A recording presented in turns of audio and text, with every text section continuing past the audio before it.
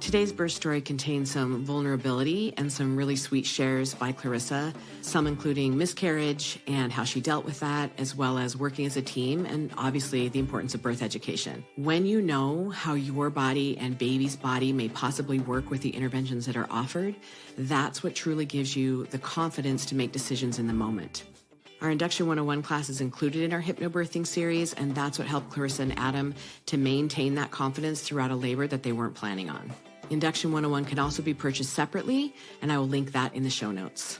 All right, let's get to Clarisa's birth story. Welcome to the Birth Education Center podcast, hosted by myself, Care Messer, an entrepreneur, birth educator, and doula. My team and I want to help you discover your options in birth and postpartum, how to find your voice, and how to use that voice to navigate our maternal healthcare system. You and your baby are not just a number. This information includes doulas too. Now let's get started. Today I am joined by Clarisa, who came through my classes last year, and we're going to talk about her birth story. Welcome, Clarisa, for being here. Thank you. Thanks for having me. Once again, dads with babies. That's how it's working lately, which is awesome. Tell me a little bit about your journey to pregnancy. Was it quick? Was it simple? Where did you start in all of this journey? It actually took us about a year and a half. So I've actually been with my partner it'll be 14 years in next month. So really long time. But we dated for a long time. We're engaged. We got married. We were just taking our time. And then we decided to start trying. I got pregnant on the first try. That was pretty cool. We were like, whoa, okay. I guess, it is that easy for some people. But then 8 weeks in, we went to get an ultrasound and the baby didn't have a heartbeat. So I ended up having a miscarriage at 10 weeks. And that was physically not fun, emotionally not fun either. But I think I was like, all right, okay, this happens to a lot of people. But we decided to stop trying for a little bit. 6 months later or a year later, I had a chemical pregnancy. So I had gotten really excited. I was like, cool, the first time was a fluke. This is it. And then I got my period a week later, and both times we got excited. We're close to our families. We told people, which can sometimes be the hard part because then you have to go and tell people the bad news and kind of relive everything.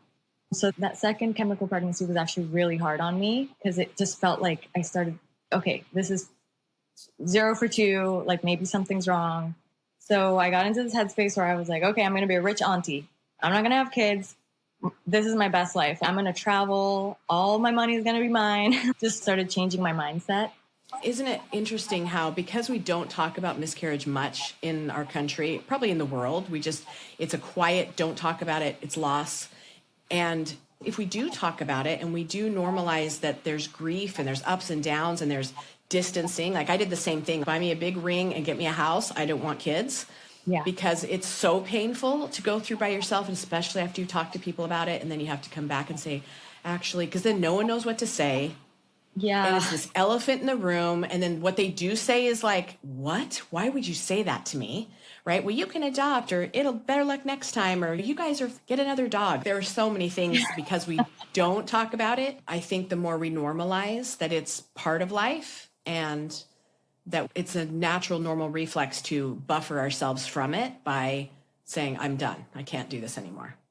Absolutely. Yeah. Yeah. And that's where I was at. I will say too, I think it's difficult because I felt exactly everything you said. Like, why doesn't anyone talk about this? But this is a good platform to talk about it. But I understand why it's hard because you don't go around being like, I had a miscarriage. You don't want to feel pitied. We don't want to sound like we're complaining or anything. And we don't want to scare other women, right? Oh, well, good luck. I hope it stays. Like, we don't want to say that either, but it is part of the journey for a lot of us. Yeah. So that was really comforting. Once I let people know I had a miscarriage, I honestly, I want to say at least half, if not more, of the women I talked to were like, oh, I had a miscarriage. Older women, my mom's friends, just everybody. And that made it feel so much better. So I will say, if anyone does have that, don't be shy to talk about it because you'll find that there's lots of people who actually share that experience. There's a lot of support. You're right. Yep. Yeah. So that's the mindset we were in. I was like, cool, rich auntie. And then bam, got pregnant. So I guess all three, it's weird. I did have a feeling because I woke up at 5 a.m. both times and was like, I need to take a pregnancy test. and it was positive. I was excited, but my first words were definitely like, oh shit. Like, because when you're not expecting it, you're like, okay, I guess this is happening.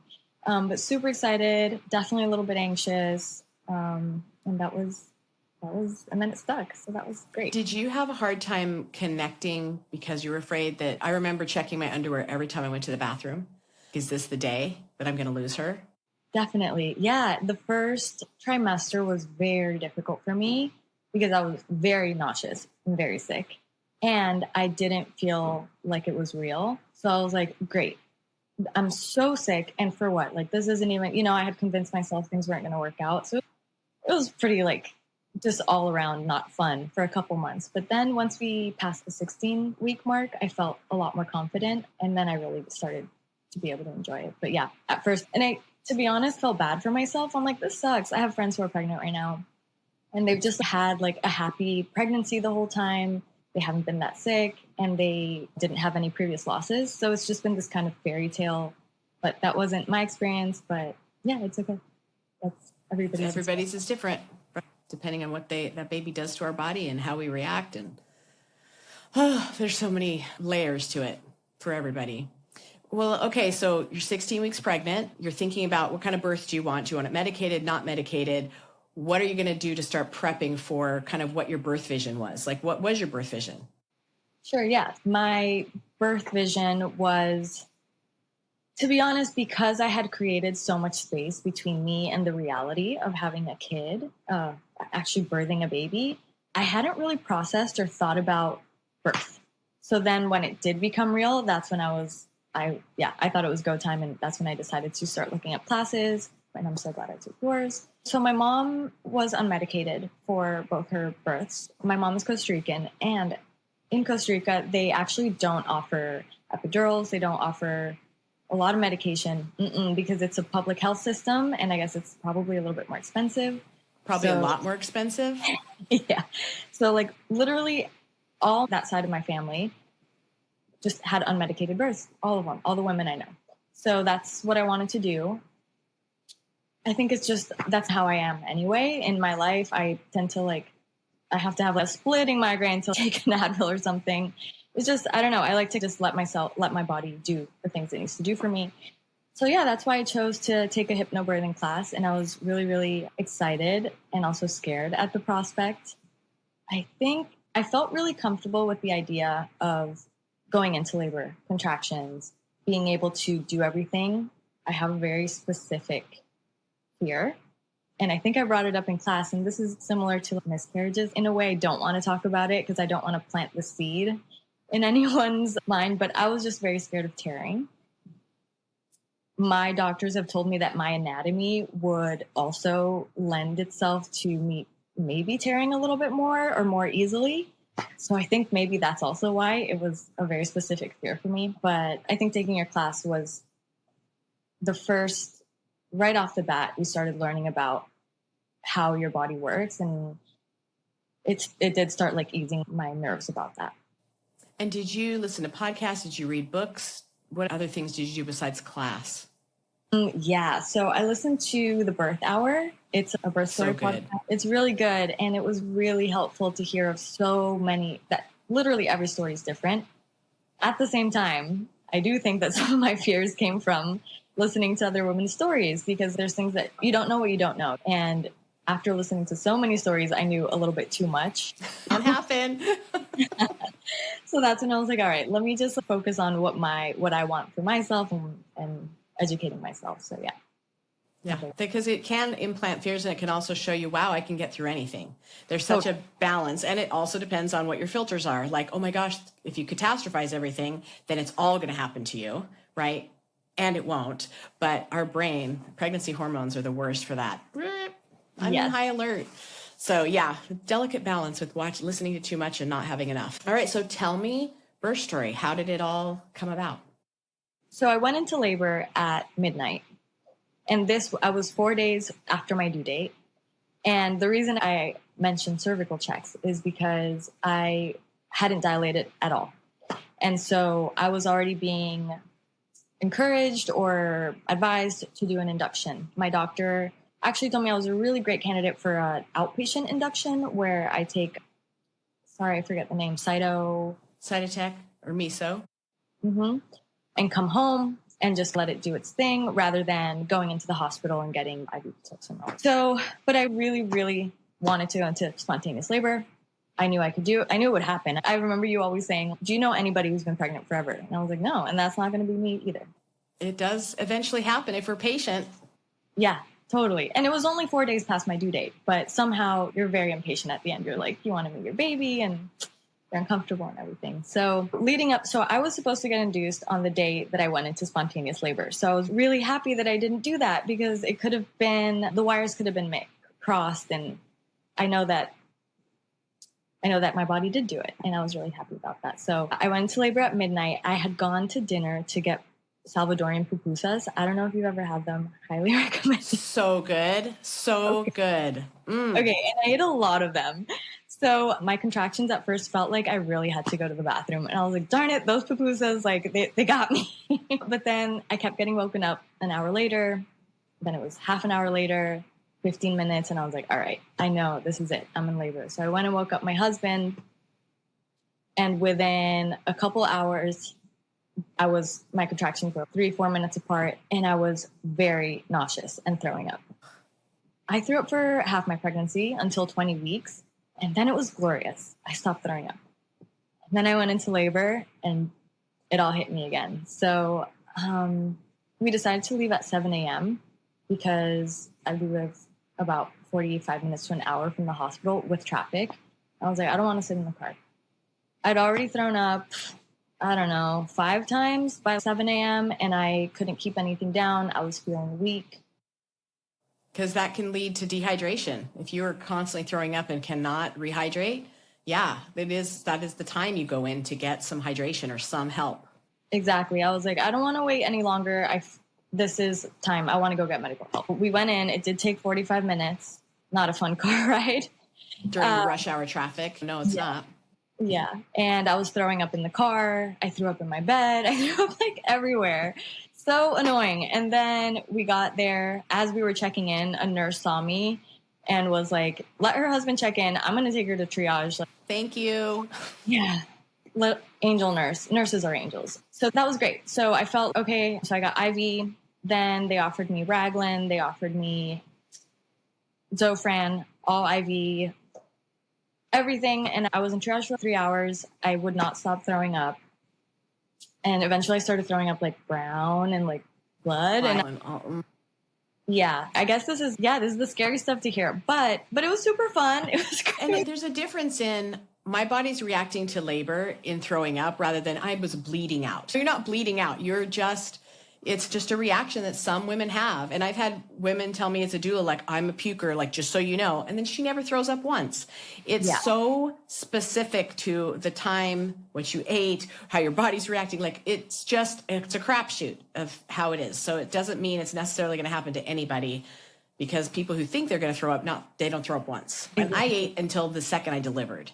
It's just, it's hit or miss. And I've heard of people who never throw up because there's people who are like anti and they're like scared of throwing up and they'll throw up. And so it's not even if you're propense or whatever. So that's the point I was at. And the midwife came in. And I think for me, it was what I found really difficult is the surge would come. I would be there for a minute. I would come down and I'd throw up. And I wouldn't have a moment to really breathe or rest. And I just found that super, super difficult. The midwife told me, okay, we can offer you an epidural. I will tell you it might not take your nausea away, but it will take your pain away. So I was like, cool, I can't deal with both. At the time, too, I guess I should say, I got to the hospital, I was dilated 2 centimeters.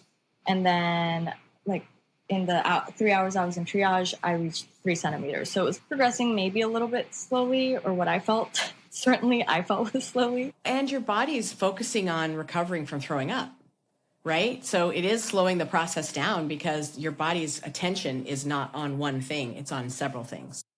Yeah. So that's when she came in and I was like, let's do it. I need rest from one of these 2 things because both at the same time was really difficult for me. So I did get the epidural. I will say immediately I felt a lot better, but I did have this feeling like, all right, now there's no going back. I guess this wasn't what my plan was, and I'm here. But did it stop the nausea too? So did it stop both of them? Fantastic. It did, yeah. Then that tool worked. It did. It did. Yes. What bummed me out the most was I was told not to eat because I could go into surgery because you know what I mean? And I was really like happy. I wanted to eat. I had my snacks, but I There got was no more throwing up. yeah, exactly. And I was really hungry at this point. I felt like I needed fuel, but second angel nurse gave me so much broth. I could have, yeah. So that was really nice. But after that, so I ended up laboring for, I want to say it was a total of 30 hours. I think like 18 of them were with the epidural. I wasn't in pain, but my legs were really heavy. I couldn't move. It was difficult to lose your sense of autonomy. And this was like peak that. But my mom was there, my husband was there, and I felt really safe. So that was good. Because I think that's a weird feeling. And in another setting, it would be awful. But And I knew did you get any sleep? Did you get some rest? yeah, I did. I was able to sleep. But once I went into the hospital at 7 a.m., once the night shift came and it was time to sleep, they flipped me because I couldn't move. So they came and flipped me every half hour to an hour. So I didn't really sleep. I rested more than I was resting otherwise. And then, so my baby, I had a really great pregnancy. I should say I'm really lucky. It was uncomplicated. And I think there's always good things and bad things. It's really hard to have a textbook fairy tale. But I was really lucky in the sense that my baby was super healthy. She was chilling the whole time. They were giving me more Pitocin. Contractions were going up. Her heart rate was fine. Everything was fine up until 30 hours in. She started showing signs of distress. I started developing a fever. And I guess the contractions were working, but I didn't dilate past 5 centimeters. So her little head was trying to push through because everything was pushing. I just wasn't opening up. And they advised that I should go in for a C-section. And at that time too, I was like, let's do it. I've been here for 30 hours.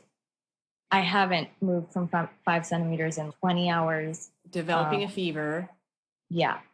I was like, all right, let's do it. And we went and did it. And how was that? Because that wasn't on your list. I know we talk about it in class. We have an extra even cesarean birth plan. Did you fill that out? Did you do that as a backup? Didn't do it. No, which I completely ignored because I was like, not me. That's not going to be me. I guess some advice is do look into that a little bit because you just don't know what's going to happen. Like it is. Yeah. We never know. Yeah. It was, at that point I was really tired. I threw up the whole time. I threw up. Yeah. I had a bad run with that stuff, but except for there was like a brief moment where she came out. I heard her cry. This intense rush of adrenaline and gosh, I don't know what else hit me. And I was like in heaven for a few minutes. I wasn't sick. I was lucid. I said hi to her. I cried. My husband brought me to her. I got to hold her next to me for a little bit. And that was really beautiful. And then as soon as they took her away, I don't remember much again. But I'm so glad you got that bit of time. I did.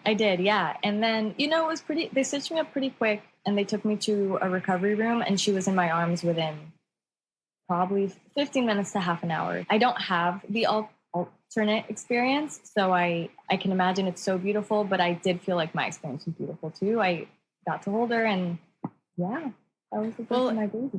And we have mantras and themes that work through our births. What did your mantra start out with, or what did your affirmation, and then where did it go to? Because I know you had two separate ones.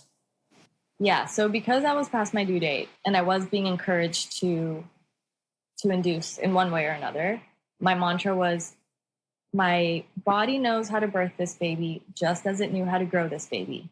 I reminded myself this was a completely effortless 9 months. As in, I couldn't have stopped it if I wanted to. And it was really easy. And again, my baby was really healthy and it was a healthy pregnancy the whole time. So I was like, that was my mantra. But as soon as things changed, I switched to really, I'm going to pick what's best for me in the moment. And again, at that decision point where they asked me if I wanted to get the epidural, I just knew that's what I needed at that time. And that was going to help me feel safe and healthy and able to really do what I needed to do. And then again, at the time of C-section, it wasn't my preference, but I was like, in this moment, this is what's best, and I'm going to go with it. Best lessons you can learn as a parent, because it is so moment by moment. We have all these plans and then baby switches it up and okay, in this moment, here's the choice, because it is a constant change. There's nothing that's picture perfect ever. Yep. And that was all of pregnancy, right? I feel every week, once they start moving, and every week there's something else. There's a new ache. Once you're like, okay, I got the hang of pregnancy. Oh, shoot, now my hip hurts or whatever. And definitely, it's such a good like training ground for early parenthood, because every week, every day is different. And yeah. And I want to circle back a little bit to your choice for the epidural, because there is a difference in getting an epidural when you're just so freaked out, you didn't do any education, you have no knowledge about how your body's working and what's going on. It's just take the pain away, I don't want to know anything. Like you're literally like covering your eyes, covering your ears, just get it over with, rather than knowing it can be used as a tool. In this moment, I choose this because of this. Did you feel more in control because you understood at that moment? It wasn't I'm so freaked out I can't do life. It was you used it as a tool, and you had more control in that situation. Yeah, exactly. You just said it perfectly. I wish I could say it in those words. It felt good because it was a choice for what felt like my well-being, rather than, like you say, a shield from the experience, you know. And there are times when we need to numb experiences. Like I get that. I don't devalue that.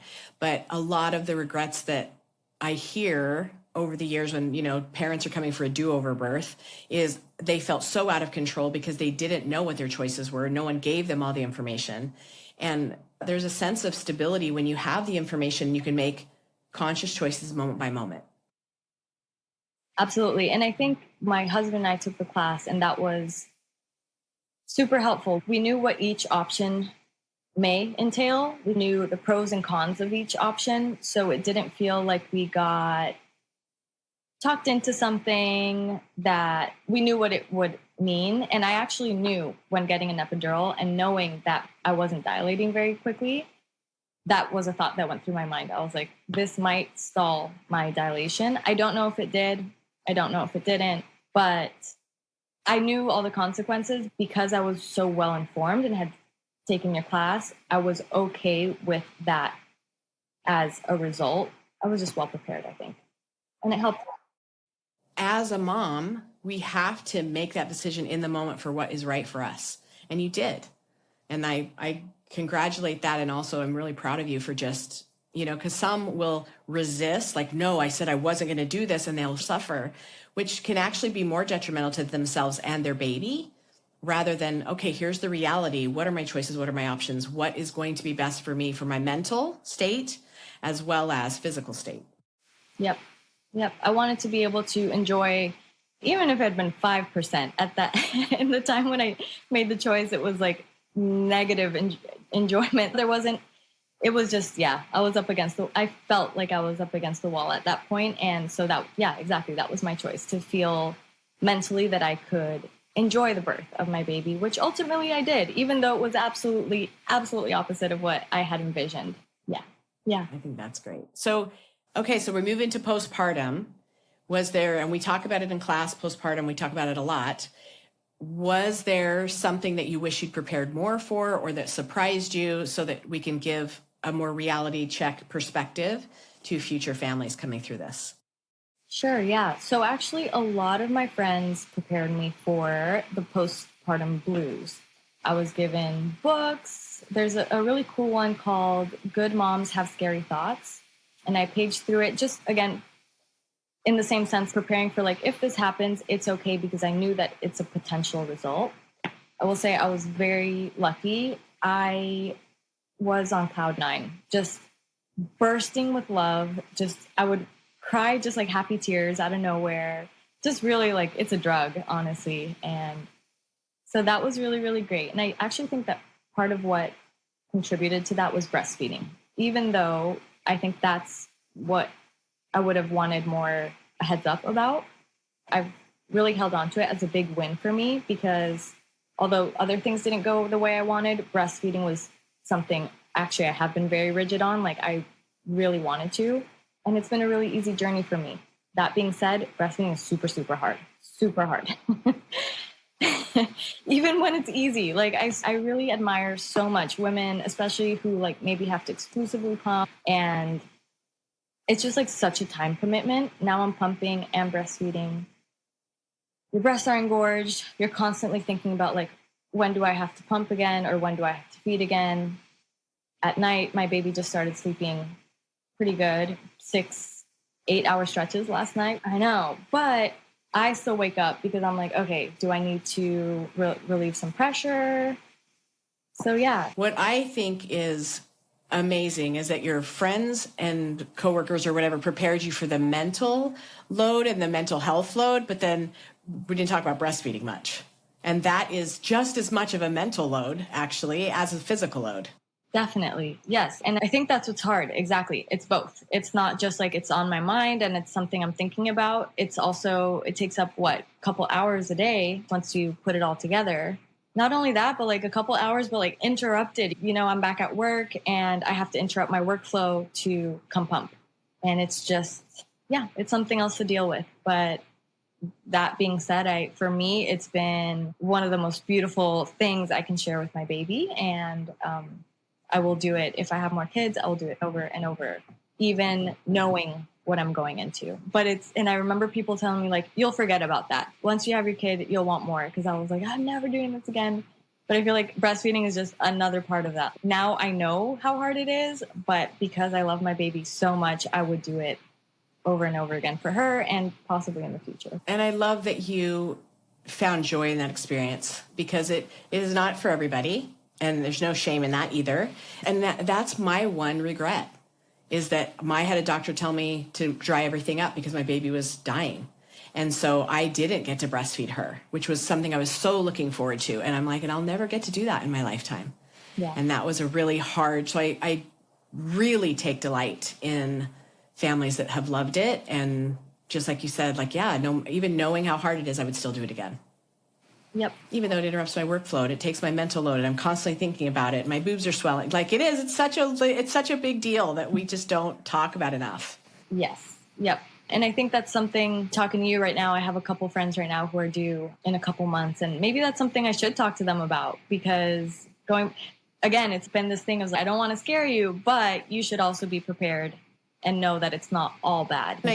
I hear that too, because it's, I should have taken a breastfeeding class. I should have taken a breastfeeding class that didn't cover just 3 days of breastfeeding, but the first 6 weeks, and there's a difference in sometimes some hospital breastfeeding classes, it's just, here's the basics, you're out in an hour and a half. Whereas on the outside, we can really go into depth of here's the 6 weeks and here are the normal things. And I have a postpartum mom staying with me right now with her yummy little baby. It's been so fun. And she didn't know what a growth spurt was, because they never covered that in class. And this baby is like eating. She's like, I don't understand it. And I'm like, oh, dude, he's 2 weeks. Like, yeah. This is what's happening. You're cluster feeding. And she was like, what is that? So there are just things that you'll learn with books, YouTube videos, as well as an out-of-hospital breastfeeding class that we don't always think to prepare for. So your friends and family prepared you for the mental load and maybe not enough breastfeeding, so you can kind of balance it out with your friends. Like, ask me any questions. Like, let me help you with this, because you know how hard it is. I will say some of the best advice I got about breastfeeding, which did prepare me for some of it, was like, you make it past the first day, you're great. First week, you're great. Second week, you're doing great. Third week, you're almost there. By a month, it'll feel a lot better. And so I knew it was a marathon, not a race. Milestone markers, that's really good. Yeah. Yeah, it was really helpful for me. And it's true, after 4 to 6 weeks, just smooth sailing for me. Like I figured this out now. It's a routine. It's a habit. I get it. Yep. And what did Adam say? What were Adam's takeaways that he was grateful he had, or that he wished he'd had different, or what? I think similar to me, just being equipped with understanding if we made a decision to go this route, this could happen, or this route, this could happen. He felt really good being armed with the knowledge that we got from taking a birth class and your birth class specifically. I just feel lucky to be in a relationship with someone who I feel like we understand each other very intuitively also. And just him tapping into that and knowing that when I made a decision to do it, it's because it wasn't like me in the heat of the moment, wanting something, and him being able to support me in that too. For him, it was really just being prepared with the knowledge, and then in the moment also having that flexibility to go with the flow. Yeah, doesn't good communication make a huge difference? 14 years, if you don't have good communication, you wouldn't be together for 14 years. That's true. Yes, it's true. And what advice would you give new parents? Like, are there things that stick out? Like, what would you want to share the most important tidbits? Yeah, I think I can just only speak from my experience, but again, just not being super rigid or stubborn with what you want to happen or what you think will happen. Because for me, like, I learned early on that would set me up for failure and a lot more stress and anxiety than I needed to. I think each baby's unique. It's great to prepare, but your baby's going to be different from your sisters, from your best friends. Your experience is going to be different. It's really like a learn on the job thing, and it's really rewarding. I mean, I'm only 5 months in, and I already feel so much more confident and at ease than in the beginning. I guess that's my other advice. Be patient, go with the flow. When you're going through a tough time, it will never last forever. Babies change way too fast for a tough time to last forever. Just know you're going to come out on the other side. It's so true, because you'll be like, baby sleeping 6 hours a night. It's amazing. Then all of a sudden, sleep regression, 2 hours, 1 hour. You're like, why? What am I doing wrong? And it's like, no, it's the flexibility of their system is different. It's constantly changing. And you're right. It does get better. But when you're in the thick of it, you're just like, why did I choose this? Like, I could have been that rich auntie. Like, it'll cross your mind. It still crosses my mind. Yeah. Yeah, every time I see a rich auntie TikTok, I'm like, girl, you enjoy that life. Like, I'm so happy for you. Good job. Yes. Both. Choice and everything. Yeah. Well, thank you for coming today, Clarisa. I'm so excited that you are in the groove of things, that you've found your joy in your breastfeeding journey. And thank you for sharing that with our audience today. I really appreciate the frank talk about miscarriage and communication and flexibility and what birth can bring. Yeah, thank you for having me. I love sharing my story. Thanks for joining us today. And remember, it's your body, your choice, and finding your voice is your power. Be sure to subscribe to our YouTube channel, follow us in all the places, and go to birtheducationcenter.com for our blog and more online education classes. And we'll see you next week.